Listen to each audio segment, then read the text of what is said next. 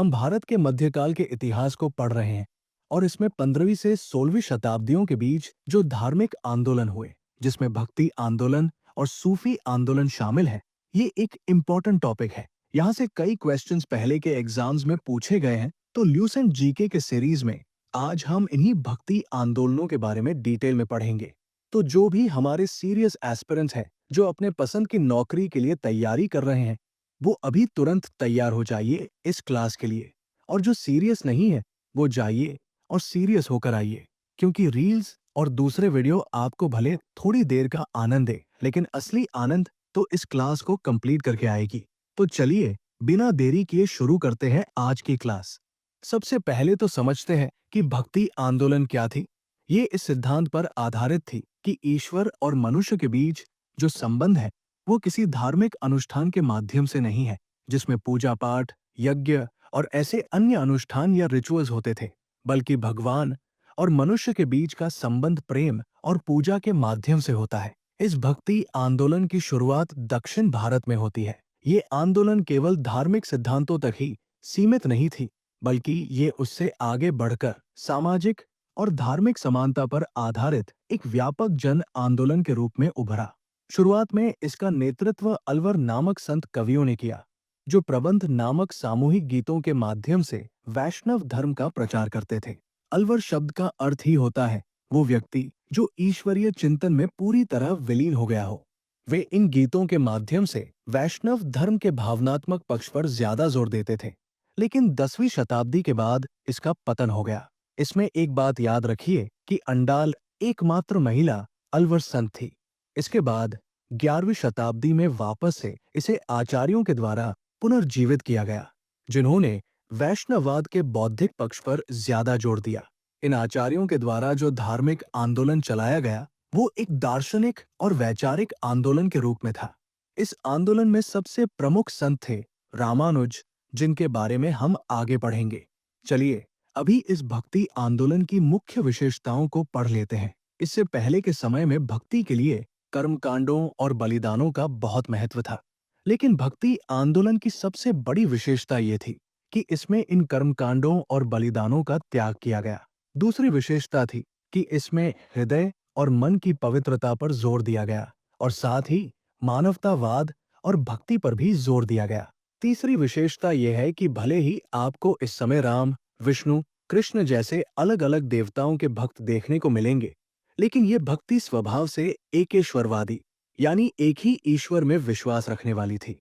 चौथी विशेषता थी कि इस भक्ति आंदोलन से ईश्वर के दो रूपों की चर्चा होने लगी। ईश्वर या तो सगुण है या निराकार, यानी निर्गुण।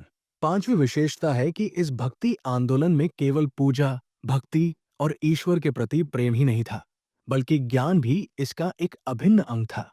इसकी छठी विशेषता थी कि ये एक समतावादी आंदोलन जैसी थी, जिसने जातिवाद का खंडन किया।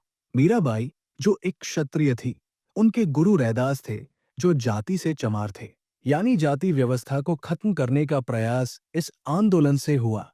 इसकी सातवीं विशेषता थी कि इसमें पूजा का सर्वोत्तम रूप भजन गाना था और अपने व्यक्तिगत प्रयास से ईश्वर को प्राप्त करना था। पूजा पाठ के लिए किसी पुरोहित की आवश्यकता नहीं थी।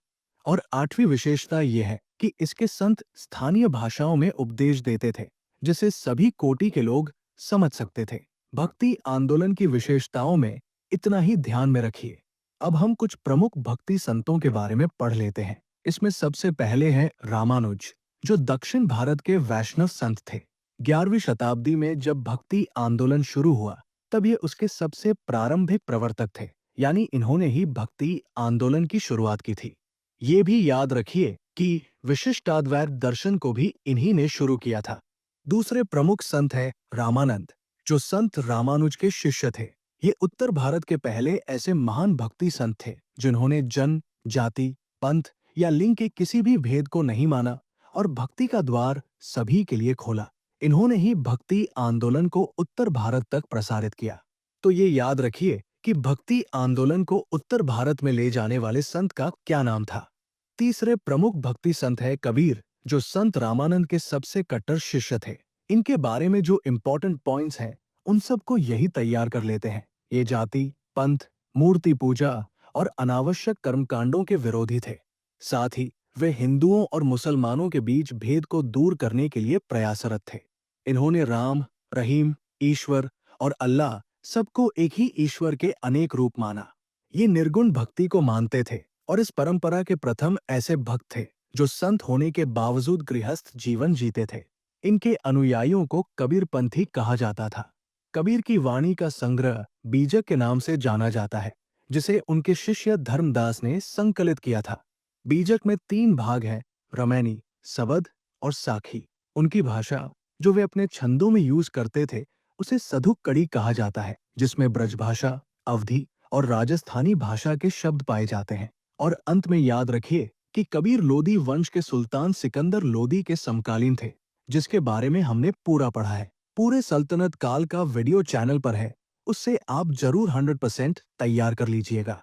अगले इंपॉर्टेंट भक्ति संत हैं गुरु नानक, जो एक निर्गुण भक्ति संत और समाज सुधारक थे। ये प्रथम सिख गुरु और सिख धर्म के संस्थापक भी हैं। इनका जन्म पंजाब के तलवंडी नाम के गांव में हुआ था, जिसे अब ननकाना साहिब के नाम से जाना जाता है। एक बात और ध्यान में रखिए कि वे सूफी संत बाबा फरीद से बहुत प्रभावित थे। नेक्स्ट महत्वपूर्ण भक्ति संत है चैतन्य, जो कृष्ण भक्ति पंथ के महानतम संतों में से एक है। उन्होंने गौड़ीय या बंगाली वैष्णववाद की स्थापना की। इनके दार्शनिक सिद्धांत को अचिंत्य भेदाभेदवाद कहा जाता है। अगले इंपॉर्टेंट भक्ति संत है मीराबाई। ये मेड़ता की राठौर राजकुमारी थी। इनका विवाह 1516 ईस्वी में राणा सांगा के बड़े बेटे भोजराज से हुआ था। अपने पति की मृत्यु के बाद इन्होंने धार्मिक जीवन बिताया और वैष्णव धर्म के कृष्ण पंथ की सबसे प्रसिद्ध महिला भक्ति संत बनी। इनके गुरु का नाम आप याद रखिए। इनके गुरु थे संत रविदास जी, जिन्हें रैदास के नाम से जाना जाता है। तो अगले भक्ति संत रैदास के बारे में भी जान लेते हैं। वे जाति से चमार थे। ये जूता बनाकर अपना जीविकोपार्जन करते थे और इन्होंने रायदासी संप्रदाय की स्थापना की। अगले महत्वपूर्ण भक्ति संत हैं गोस्वामी तुलसीदास। इनका जन्म उत्तर प्रदेश के बांदा जिले में हुआ था। इनके पिता का नाम आत्माराम दुबे और माता का नाम हुलसी था। इन्होंने प्रसिद्ध रामचरितमानस की रचना की। और अंत में याद रखिए कि ये मुगल शासक अकबर और मेवाड़ के शासक राणा प्रताप के समकालीन थे। इन्होंने रामचरितमानस के अलावे कवितावली और गीतावली नामक ग्रंथ भी लिखे हैं। अगले भक्ति संत हैं सूरदास, जो आगरा के एक नेत्रहीन कवि थे। उन्होंने सूरसागर नामक ग्रंथ लिखा है, जिसमें उन्होंने भगवान कृष्ण की महिमा का गान किया। और अंत में ध्यान में रखिए शंकर देव की, जो असम में वैष्णव भक्ति आंदोलन के संस्थापक थे। इनके बारे में ये याद रखिए कि ये अकेले ऐसे कृष्ण मार्गी वैष्णव संत थे जो मूर्ति के रूप में कृष्ण की पूजा के विरोधी थे। तो भक्ति आंदोलन में इतना ही तैयार रखिए। और वीडियो पसंद आ रही है तो आपको पता ही है कि क्या करना है। वीडियो को लाइक और चैनल को सब्सक्राइब। तो चलिए तब तक आगे बढ़ते हैं और समझते हैं सूफी आंदोलन के बारे में। सूफीवाद इस्लाम का एक मिस्टिकल मूवमेंट है, यानी रहस्यवादी आंदोलन है। रहस्यवाद क्या है? तो इसमें व्यक्ति एक ऐसे अलौकिक या आध्यात्मिक शक्ति के साथ जुड़ने की कोशिश करता है जो उसे लगता है कि वह जीवन का स्रोत है। इन्होंने अपनी धार्मिक प्रथाओं को औपचारिक पालन तक सीमित नहीं रखा, बल्कि ईश्वर के प्रत्यक्ष साक्षात्कार या ईश्वर से जुड़ने के लिए धार्मिक अनुभव के विकास पर जोर दिया। इनका सिद्धांत ईश्वर से मिलन पर आधारित था, जिसे प्रेम, प्रार्थना, उपवास और अनुष्ठानों के माध्यम से प्राप्त किया जा सकता है। तो सूफीवाद क्या थी, ये आपको समझ आ गया होगा। चलिए अब इनके प्रमुख विशेषताओं को जान लेते हैं। इनकी विशेषता है कि सूफी ईश्वर तक पहुंचने के लिए प्रेम और भक्ति को सबसे महत्वपूर्ण साधन मानते हैं। ये मानते हैं कि ईश्वर से मिलन भक्ति और ईश्वर के प्रति प्रेम से किया जा सकता है। वे बाहरी कर्मकांडों या रिचुअल्स के बजाय आंतरिक शुद्धि और आध्यात्मिक विकास पर अधिक ध्यान केंद्रित करते हैं। वे सभी मनुष्यों को समान मानते हैं, चाहे उनकी धार्मिक या सामाजिक पृष्ठभूमि कुछ भी हो। साथ ही वे एक गुरु या शिक्षक के मार्गदर्शन में आध्यात्मिक यात्रा पर विश्वास करते हैं, यानी सूफीवाद में गुरु शिष्य परंपरा पर ज्यादा विश्वास है। वे मानवता की सेवा को ईश्वर की सेवा मानते हैं और वे मानते हैं कि ईश्वर का ज्ञान प्राप्त करने के लिए सबसे आवश्यक तत्व है आत्म अनुशासन। तो इतनी विशेषताओं को आप ध्यान में रखिए। अब कुछ महत्वपूर्ण सूफी संतों के बारे में समझ लेते हैं, जिनके बारे में ध्यान में रखना बहुत जरूरी है। इसमें सबसे पहले है ख्वाजा अली हुजवेरी। ये 11वीं शताब्दी में भारत में बसने वाले सबसे प्राचीन सूफी संत थे। इन्हें दाता गंज बख्श के नाम से भी जाना जाता है। सूफीवाद में एक प्रसिद्ध पुस्तक है जिसका नाम है कश्फ उल महजूब। इस पुस्तक को ख्वाजा अली हुजवेरी ने ही लिखा है। अगले महत्वपूर्ण सूफी संत है शेख बहाउद्दीन जकारिया। ये सूफीवाद में सुहरावर्दी संप्रदाय के संस्थापक थे और ये याद रखिए कि इन्होंने ही भारत की पहली प्रमुख खानगाह की स्थापना मुल्तान में की थी। अगले सबसे महत्वपूर्ण सूफी संत हैं ख्वाजा मुइनुद्दीन चिश्ती। इन्होंने भारत में पहला और सबसे लोकप्रिय सूफी संप्रदाय की स्थापना की, जिसे हम चिश्ती संप्रदाय के नाम से जानते हैं। ये 1206 में अजमेर में बस गए और इसलिए इन्हें ख्वाजा अजमेरी भी कहते हैं। चूंकि चिश्ती संप्रदाय भारत में बहुत लोकप्रिय थी, तो इसके अलग अलग सूफी संतों के बारे में भी पूछा जाता है, तो ये भी आप तैयार रखिए। ख्वाजा मुइनुद्दीन चिश्ती के बाद शेख हमीदुद्दीन नागौरी चिश्ती सिलसिला के अगले शेख बनते हैं। उनके बाद ख्वाजा औतुबुद्दीन बख्तियार काकी शेख बने, जिनकी याद में इल्तुतमिश ने कुतुब मीनार का निर्माण करवाया था। उनके बाद बाबा फरीदुद्दीन गंजे शकर शेख बनते हैं, जिन्हें बाबा फरीद के नाम से जाना जाता है। ये सूफीवाद के पहले महान पंजाबी कवि थे। उनके बाद चिश्ती सिलसिला के अगले सूफी संत शेख निजामुद्दीन औलिया थे, जिन्हें महबूबे इलाही की उपाधि मिली, जिसका अर्थ होता है ईश्वर का प्रिय। उन्होंने दिल्ली में अपनी खानगाह बनवाई और चिश्ती संप्रदाय के सबसे प्रसिद्ध सूफी संतों में से एक थे। उसके बाद शेख नसीरुद्दीन महमूद चिश्ती सिलसिला के अगले शेख बनते हैं, जिन्हें चिरागे दिल्ली के नाम से भी जाना जाता है। और चिश्ती सिलसिला के अंत में याद रखिए सैयद मोहम्मद गेसु दराज का, जिन्हें बंदा नवाज के रूप में जाना गया, जिसका अर्थ होता है ईश्वर के प्राणियों के उपकारक।